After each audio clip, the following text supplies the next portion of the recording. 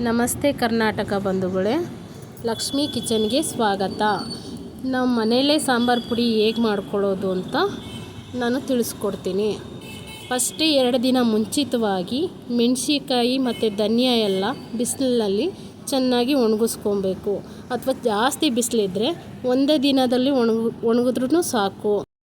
ಮೊದಲಿಗೆ ಮೆಣಸಿಕಾಯನ್ನು ಹುರಿದು ಸೈಡಲ್ಲಿ ಎತ್ತಿಟ್ಕೊಬೇಕು. ಮೆಣಸಿಕಾಯಿನ ಕೈ ಬಿಡದೆ ಹುರಿಬೇಕು.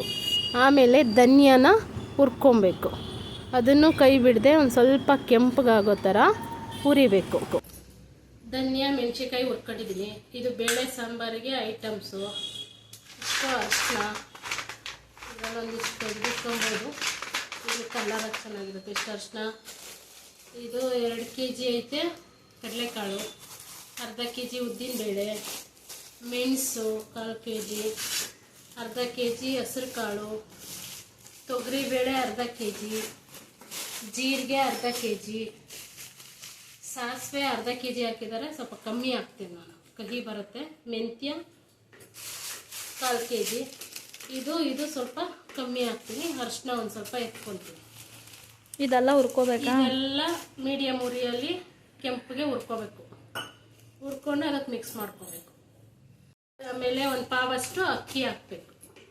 ಇದೆ ಏನು ಸಾರಿಗೆ? ಬೇಳೆ ಸಾರಿಗೆ? ಬೇಳೆ ಸಾಂಬಾರಿಗೆ ಒಂದು ಪಾವಷ್ಟು ಅಕ್ಕಿ ಹಾಕಿ ಅದನ್ನು ಹುರಿದ್ಬಿಟ್ಟು ಅದ್ರ ಜೊತೆ ಮಿಕ್ಸ್ ಮಾಡಬೇಕು. ಆಮೇಲೆ ಕರಿಬೇವು ಸೊಪ್ಪು ಒಣಗಕ್ಕೆ ಹಾಕಿದ್ದೀವಿ. ಆಮೇಲೆ ಹುರ್ಕೊಳ್ಳೋದು.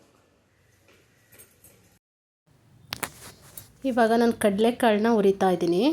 ಕಡಲೆಕಾಳನ್ನ ಕೆಂಪಗಾಗೋ ತನಕ ಅದು ಸಿಪ್ಪೆ ಬಿಟ್ಕೊಳ್ಳೋ ಗಂಟ ಸ್ವಲ್ಪ ಹುರಿಬೇಕು. ಆಮೇಲೆ ಹಸ್ರು ಕಾಳು ಹುರ್ಕೊಬೇಕು. ಕೈ ಬಿಡದೆ ಕೆಂಪಗಾಗೋ ಗಂಟ ಹುರ್ಕೋಬೇಕು. ಮತ್ತು ಉದ್ದಿನಬೇಳೆ ಹುರ್ಕೊಬೇಕು. ಉದ್ದಿನಬೇಳೆನೂ ಅಷ್ಟೇ ಕೆಂಪಗಾಗೋವರೆಗೂ ಉದ್ದಿನಬೇಳೆ ಹುರ್ಕೊಬೇಕು. ಕೈ ಬಿಡದೆ ಹುರ್ಕೊಳ್ಳಿ.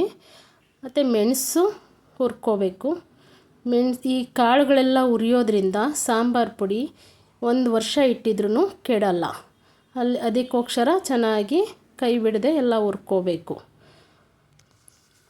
ಆಮೇಲೆ ಮತ್ತೆ ಇದು ಬೇಳೆ ಹುರ್ಕೊತಾ ಇದ್ದೀನಿ. ಬೇಳೆನೂ ಅಷ್ಟೇ ಕೆಂಪಗಾಗೋವರೆಗೂ ಹುರ್ಕೊಳ್ಳಿ.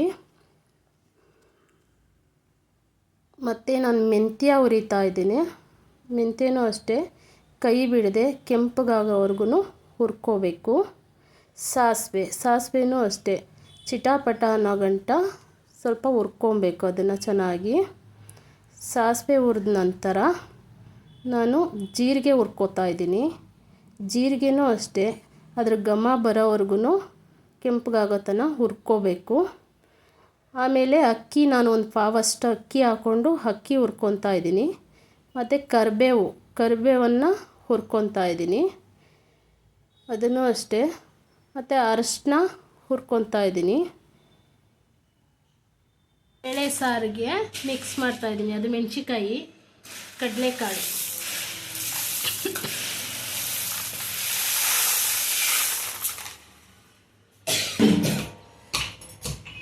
ಇದು ಹುರ್ಕೊಂಡಿರೋ ಕರಿಬೇವು, ಜೀರಿಗೆ ಎಲ್ಲ ಕಾಳುಗಳು ಹುರ್ಕೊಂಡಿದ್ನಲ್ಲ ಅದನ್ನು ಇದಕ್ಕೆ ಮಿಕ್ಸ್ ಮಾಡ್ತಾ ಇದ್ದೀನಿ.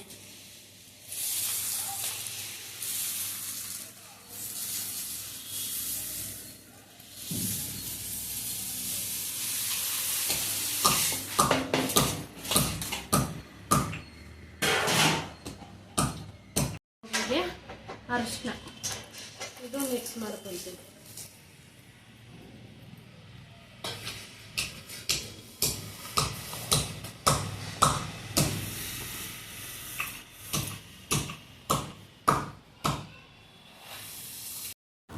ಸಾಂಬಾರು ಪುಡಿನ ಮಿಲ್ ಮಾಡಿಸ್ಕೊಬಂದ ನಂತರ ಈ ಥರ ಒಣಗಾಕಬೇಕು.